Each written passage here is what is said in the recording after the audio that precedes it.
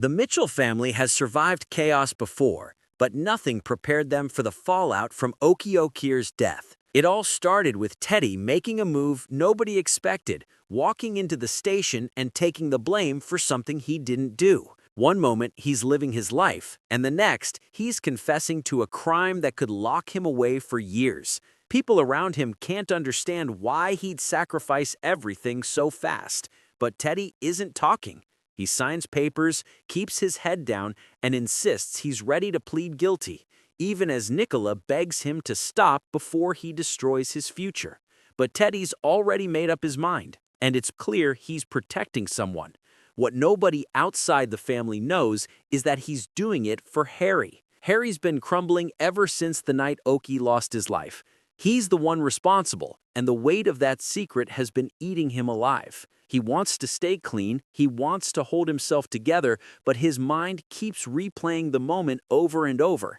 Every time he tries to get off the substances he's been relying on, the guilt pulls him right back. Watching his father step forward and take the fall pushes him even closer to the edge. He barely sleeps, he barely eats, and every time someone mentions the case, he looks like he's about to break. He knows Teddy is doing this for him, but he also knows that if the truth comes out, everything could explode. And the truth might surface sooner than anyone expects, because advanced spoilers reveal something big. The case is officially heading to trial. This won't be a simple hearing or a quiet plea deal. It's going to be dramatic, unpredictable, and filled with twists that nobody sees coming. Teddy is still determined to plead guilty, but whispers around the square say the prosecution has evidence that could shift everything. People are already wondering if someone might step forward, if someone might talk, or if the courtroom tension might force the real story into the open. While this storm builds, life in Walford doesn't slow down for long. Nicola and George, who've been trying to navigate their breakup and her pregnancy, find themselves pulled back into each other's orbit.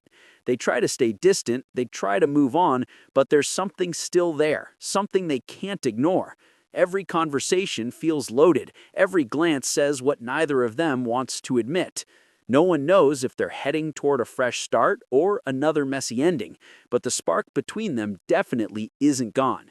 At the same time, Jack and Denise find trouble creeping back into their lives.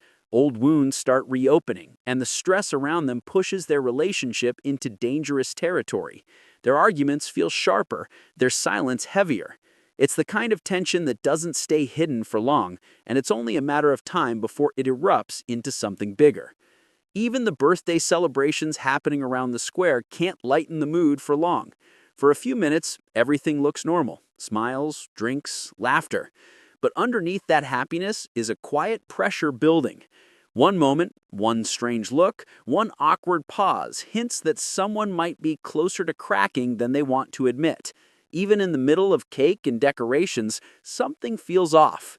And through it all, Harry keeps spiraling. His secret is pulling him under, and every day the weight gets heavier. He thinks about confessing, about ending the lie, but fear keeps him frozen. What happens if he speaks? What happens to Teddy? What happens to the family? The stress is becoming impossible to hide, and people are starting to whisper. The square has a way of noticing things, even the things no one wants to talk about. By the time the trial finally begins, the energy is electric. Teddy steps into the courtroom trying to look steady, but there's a tension in his face that says everything. The prosecution lays out their case, the room tightens, and everyone can feel that something big is coming. Rumors say a surprise turn might hit right in the middle of the testimony, something that could flip the entire case on its head. With every question and every answer, the truth edges a little closer to breaking free. And as all eyes fall on Teddy, one thing becomes clear. This story is far from finished. The Mitchell family's future hangs in the balance, and no matter who takes the blame, the damage has already rippled through every corner of Walford. The only real question now is simple. How long can a secret this heavy stay buried? And what happens the moment it finally comes out?